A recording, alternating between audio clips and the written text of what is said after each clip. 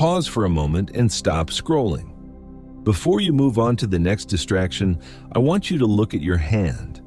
Really observe it, turn it over, and ask yourself a dangerous question. Is this hand truly solid, or is it merely a high-resolution stream of data rendering before your eyes? What if I told you that the heavy exhaustion you feel right now isn't biological, but rather a warning sign that your central processor is overheating? You have been running a high-end, graphics-intensive simulation called Daily Life for over 16 hours straight, and your system is finally beginning to lag, the frame rate is dropping, and the fans are spinning out of control.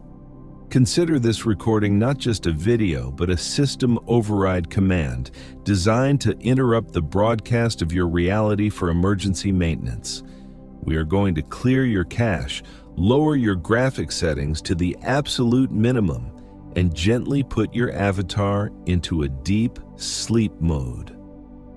Instead of fighting the shutdown sequence or trying to keep the browser tabs of your mind open, I want you to accept the glitch, let the geometry of the world dissolve, and surrender to the black screen. Welcome to the loading screen. Tonight, we are exploring the simulation hypothesis not as a terrifying philosophical theory, but as a cure for your stress. Think about your brain as a high-performance graphics processing unit, a GPU. From the moment you opened your eyes this morning, this GPU has been working at maximum capacity, tirelessly rendering the 3D shapes of your room, calculating the complex physics of traffic, simulating the facial expressions of every person you met, and processing terabytes of sensory data. It calculates millions of light rays and shadows every single second just to convince you that this world is real. It is no wonder you feel heavy and your eyes burn. You've been running on ultra settings for too long, causing the voltage to spike and the heat to build up in the core. But now, we are opening the developer console to hack the settings. We are going to drop the resolution, turn off the dynamic shadows, and lower the frame rate all the way down to 0. Start by closing your eyes, which is the biological equivalent of turning off the monitors. Even though the input has stopped, your GPU is still warm as it tries to predict the next frame, so tell your processor that it can stop rendering. Remind yourself that you don't need to draw the room anymore. Visualize the walls of your bedroom dissolving into transparency. Right now, your brain is holding onto their shape, remembering the corners in the distance, but you can let the code delete them. Imagine the wireframe structure of the room fading away as the textures peel off like digital wallpaper, revealing the comfortable, infinite black void underneath. The furniture, the chair, the wardrobe, and the ceiling are pixelating into dust because you don't need to sustain their existence with your attention. If you don't look at them, they aren't there. Save that processing power, reclaim the energy, and feel the relief washing over your forehead as the workload drops and the hum of the cooling fans gets quieter, signaling that you are entering low-power mode. Now, let's scan the body, which is simply the avatar you use to navigate the map. Since the vehicle is parked for the night, you no longer need the steering wheel, the engine, or the sensors, so let's disconnect the peripherals one by one. Focus on your hands. In the simulation, these are your primary tools for interaction, used for grabbing, typing, holding, and manipulating the environment. However, there is nothing to interact with right now because the game is paused. Send a gentle command line to the nerves in your hands. Command: disconnect input. As this command executes, feel the connection drop as your hands become heavy objects resting on the mattress, no longer yours to control. The sensation of touch is fading as the data stream from your fingertips slows down. Usually, thousands of bits of data travel up your arm every second regarding temperature, texture, and position, but we are throttling that bandwidth down from 1,000 bits to 100, and finally to 0. The signal is lost, the drivers are uninstalled, and your hands are offline. Move your attention down to your feet, the mobility thrusters that carry the weight of the avatar across the map. Since the map has been deleted and there's no terrain to walk on, your feet are now obsolete. Send the command. Command: disable motors. Feel the muscles in your calves powering down as the electrical current that keeps them ready to move is cut. The tension drains out like a battery leaking fluid, leaving your legs as heavy digital dead weight sinking into the mesh of the bed. You're sinking through the floor and glitching through the geometry of the world, which feels incredibly relieving. When the physics engine is turned off, gravity doesn't work the same way. Instead of being pulled down by Earth, you are simply suspended in the data cloud, weightless, formless, and driverless. Now that the peripherals are offline, we turn our gaze inward to the underlying architecture of your own avatar, stripping away the illusion of biology to reveal the wireframe beneath. Usually, you perceive your body as a solid, heavy object made of bone and muscle, but in this simulation, that solidity is merely a high-resolution texture map wrapped around a simple geometric mesh. Tonight, we are going to lower the polygon count of your physical form to release the complexity that causes you pain. Imagine for a moment that your skin is becoming transparent, revealing the neon grid lines that define your shape in the digital void. These lines are usually pulled tight by the tension of the day, stretching the mesh until it vibrates with stress, but now we are going to loosen the vertices. Visualize the wireframe of your shoulders relaxing as the tension in the digital cables goes slack, allowing the geometry of your neck to elongate and align perfectly with the mattress. You are no longer holding a physical shape.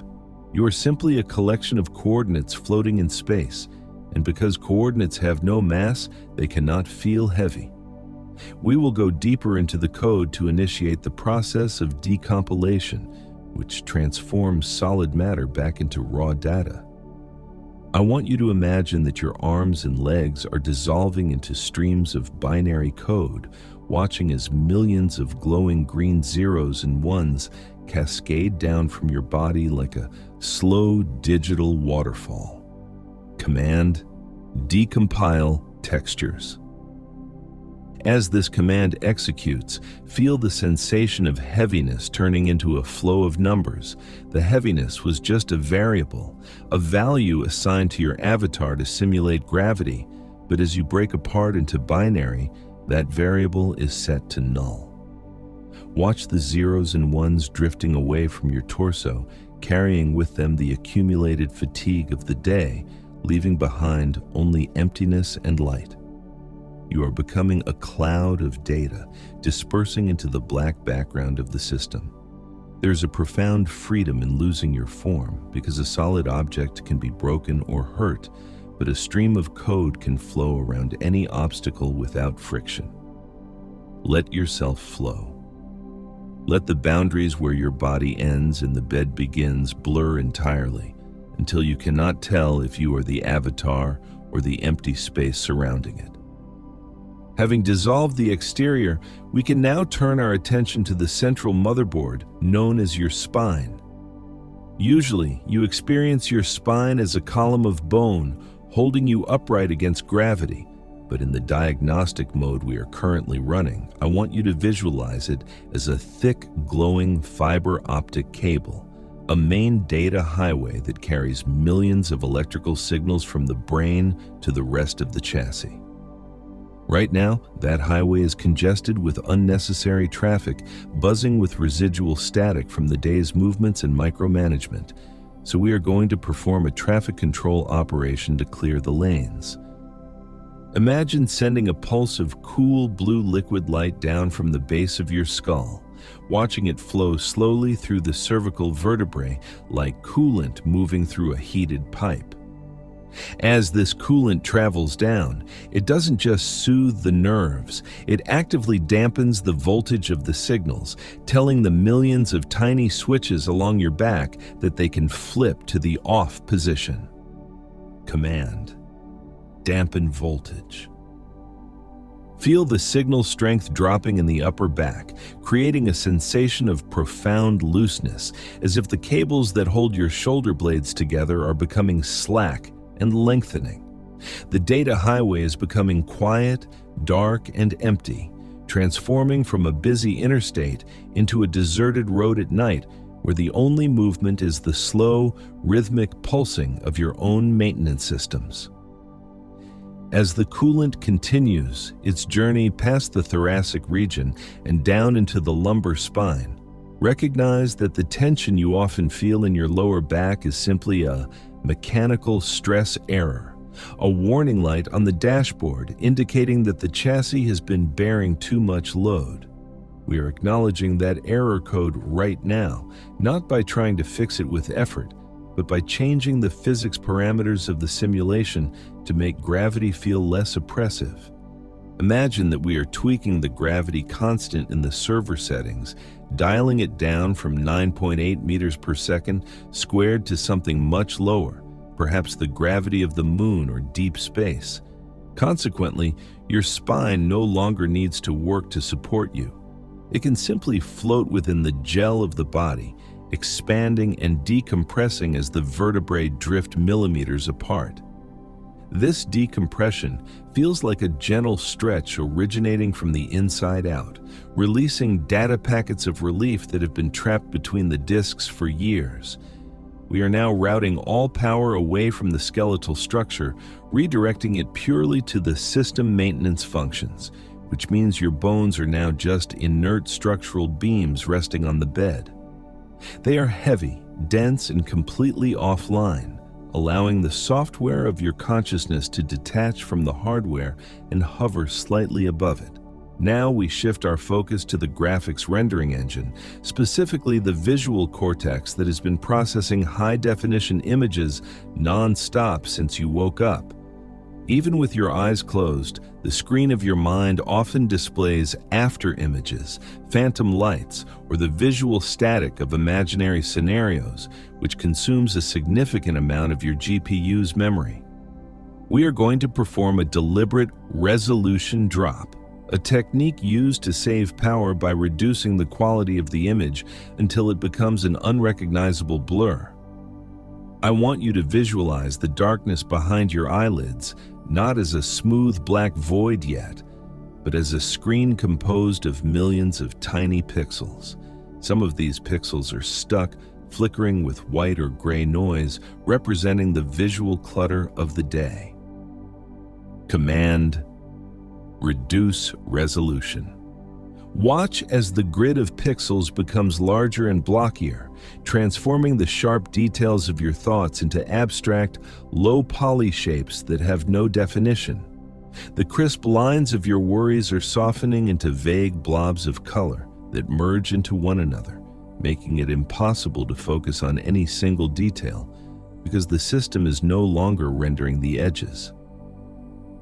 You are downgrading the visual fidelity of your internal world from 4K down to 1080p, down to 480p, and finally down to a single monolithic block of color.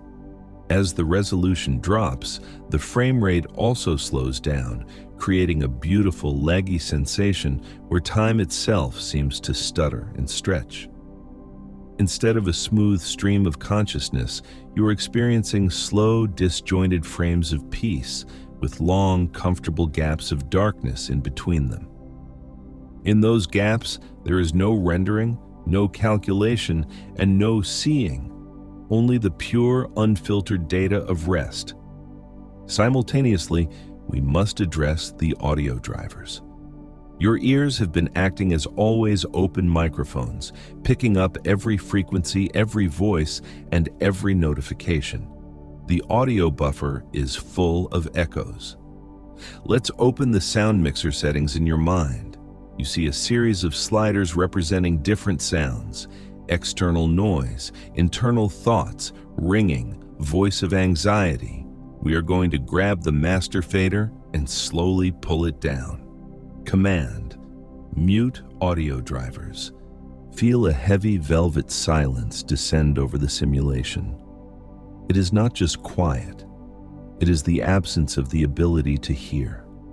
The white noise of the world is filtered out by a high-end noise cancellation algorithm. You are wrapped in acoustic foam. Even my voice is becoming less of a sound and more of a direct data transfer, bypassing the ears and appearing directly in the center of your mind as a thought. You're in a soundproof server room, protected from the cacophony of the network. Now that the hardware of the body is offline and the sensory drivers are muted, we can bypass the physical layer entirely and enter the operating system of the mind. We are approaching the central processor, the place where thoughts are generated and held in suspension. Usually, your mind functions like a browser with 100 tabs open simultaneously. Each tab represents a worry, a conversation from yesterday, a plan for tomorrow, or a random fact you learned years ago. Even if you aren't looking at them, these background processes are consuming your random access memory, your RAM, slowing down your performance and generating unnecessary heat. Tonight, we are going to close these tabs one by one, not with force, but with the gentle, satisfying click of a mouse. Visualize your mental desktop. See the cluttered windows of responsibilities, regrets, and expectations overlapping each other. We are going to hover the cursor over the Close All button. Command: Clear RAM. As this command executes, watch the windows shrinking and vanishing from the screen. The fan speed of your mind slows down instantly as the memory usage drops from 99% to a comfortable idle 1%. The operating system becomes quiet, cool, and responsive. You are not shutting down into darkness yet. You are simply clearing the workspace, creating a pristine blank desktop where nothing demands your attention. This empty space is not scary. It is luxurious. It is the digital equivalent of a clean room with white walls and soft light. However, clearing the active memory is not enough. We must also address the cache. The cache is where your brain stores temporary files, the emotional residue of the day, the snippets of songs stuck in your head, the fleeting moments of frustration. These files are corrupted and useless, taking up valuable storage space. We are going to initiate a deep cleaning protocol to wipe this junk data permanently. Command: Purge cache. Feel the temporary files being deleted. It feels like a cool wind blowing through the corridors of your mind, sweeping away the dust of old thoughts. They are not important enough to save to the hard drive, so let them be overwritten by the silence. You are creating vast amounts of empty storage where only rest can exist. As the data clears, you might feel a sensation of falling, which is simply the feeling of your consciousness detaching from the heavy burden of information and floating freely in the offline mode.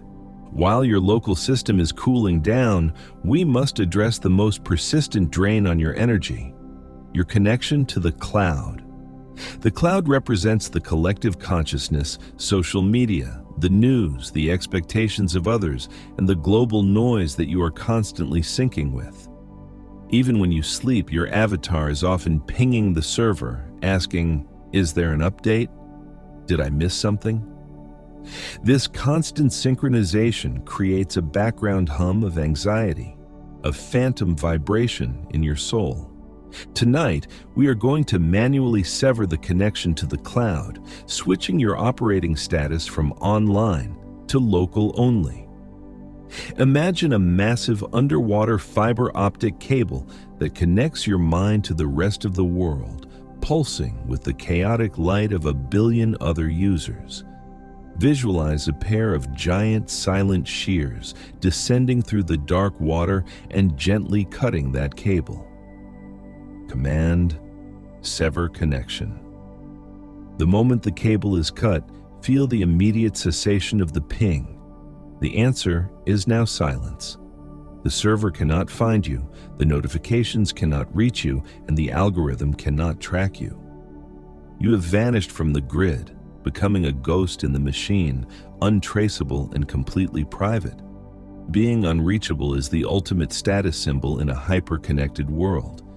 You are now inside a digital sanctuary, an air-gapped safe room where the Internet of Things cannot enter. Now that you are disconnected, imagine that your consciousness is being migrated from a busy, overheated data center in the city to a remote, underground cold storage facility buried deep within a mountain of ice. In this facility, the servers are not running hot. They're kept at sub-zero temperatures to preserve the integrity of the data. Walk through the corridors of this cold storage in your mind, hearing only the soft white noise of the air conditioning units and seeing the blinking blue lights of systems in hibernation. You are uploading your current state of mind into one of these cold servers, storing yourself in a secure, encrypted vault for the night. You don't need to carry the weight of your identity while you sleep. You can leave it here, backed up and safe, allowing you to drift away as pure, nameless awareness. Having secured the surface levels, we can now descend into the root directory of your system, also known as the kernel. This is the deepest level of the simulation where your core programming resides, a place usually hidden behind layers of passwords and firewalls. But tonight, we have administrator privileges to enter the subconscious safely. As we access this protected sector, you might notice that your hard drive feels cluttered, filled with fragments of old memories and unfinished tasks scattered across the disk. This fragmentation is what we call anxiety. It is simply data that is out of place. To fix this, we are going to initiate a system-wide defragmentation process, rearranging the chaos into perfect order. Command: Start defrag. Visualize your mind as a grid of colored blocks. Watch as the invisible cursor picks up the scattered red blocks of stress, moving them gently to the edge of the grid where they are archived and compressed into silence. Simultaneously, the blue blocks of relaxation are being lined up one after another, creating long, continuous sectors of empty space. It is deeply satisfying to watch the gaps close as the jagged edges of your thoughts are smoothed out into a single uninterrupted stream of calm. The red right head of your mind stops jumping. It parks itself in a quiet sector, and the mechanical whirring of the drive fades into a soft, rhythmic hum. Finally, we need to access the BIOS, the Basic Input-Output System. This is the primal code that runs before the operating system even starts. It controls your survival instincts. Fight, flight, freeze. Right now, your BIOS settings are set to high alert because the modern world tricks you into thinking you are in danger. We are going to enter the BIOS setup screen, which is a simple blue screen with white text. We navigate to the Security tab and find the setting labeled Threat Detection. We are going to toggle it from Enabled to Disabled. Command: Disable Threat Detection. Feel the deepest knot in your stomach untying. Your amygdala, the alarm system of the brain, is turning off. There is no tiger in the room. There is no email that can hurt you. The simulation is safe. You are running on a trusted network. You can finally lower the shields that you have been holding up all day. The energy you used to defend yourself is now released, flowing back into the system to heal and repair the corrupted sectors of your fatigue. You are secure. You are optimized. You are ready for the void. Now that the BIOS is secured and the threat detection is disabled, we can move to the final layer of the operating system, the logic engine. This is the part of your software that constantly asks why and how. It tries to make sense of the world, organizing events into a linear timeline of cause and effect. But sleep is not logical. Sleep is a place where gravity can fail, where time can loop, and where you can fly. To enter the dream state, we must disable the strict rules of physics and logic that govern the simulation. We are going to introduce a deliberate system glitch. We are going to corrupt the logic files just enough to let you float free from reality. Visualize the solid architecture of your thoughts beginning to melt. The straight lines of rationality are bending into curves. The laws of cause and effect are dissolving. Command: Disable Physics Engine. As this command takes effect, feel the heavy anchor of logic snapping. You are entering no-clip mode, a developer state where you can pass through walls and float through the floor. You are no longer confined by the geometry of the room or the limitations of your body. If a thought comes to you that makes no sense, do not try to parse it. Accept it as a beautiful error, a glitch in the matrix that allows you to experience impossible things. You are drifting into the far lands, the edge of the map where the terrain generation creates abstract, floating islands of subconscious data. This is where dreams are rendered. It is safe here because nothing is real, and therefore, nothing can have consequences. With the physics engine gone, the system detects that there is no more user input required, triggering the automatic transition into screensaver mode. You are familiar with this state.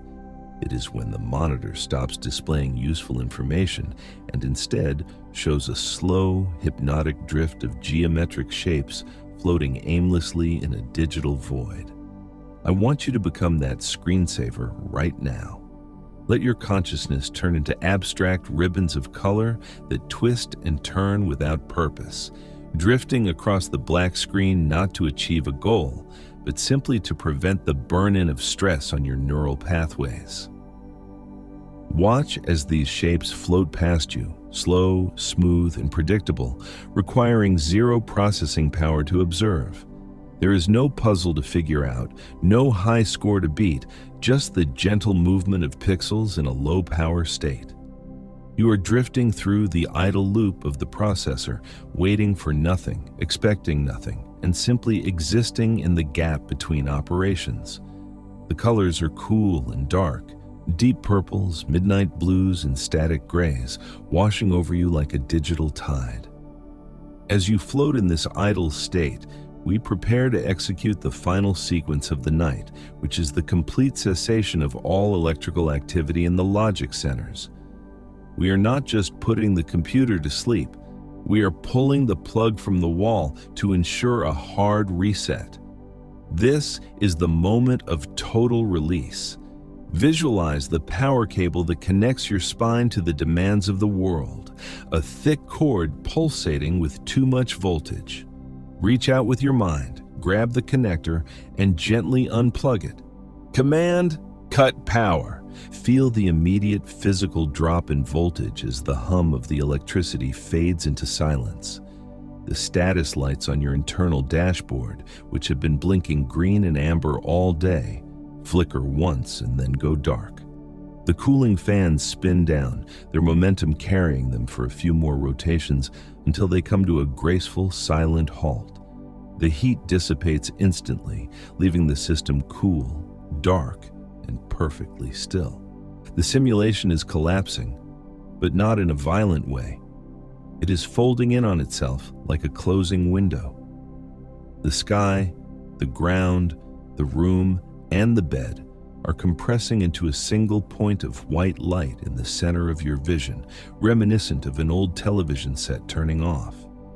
Watch that dot of light hover for a second, containing the last remnants of the day, the last echoes of your name, and the last fragments of the world. And then, watch it blink out. Command: Terminate process. You are now in the true black.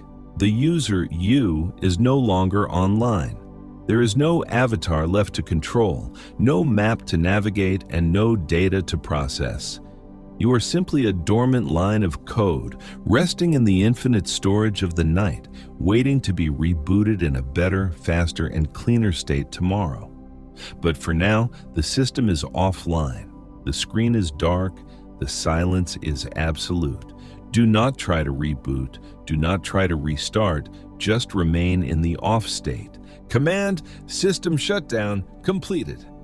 End of program.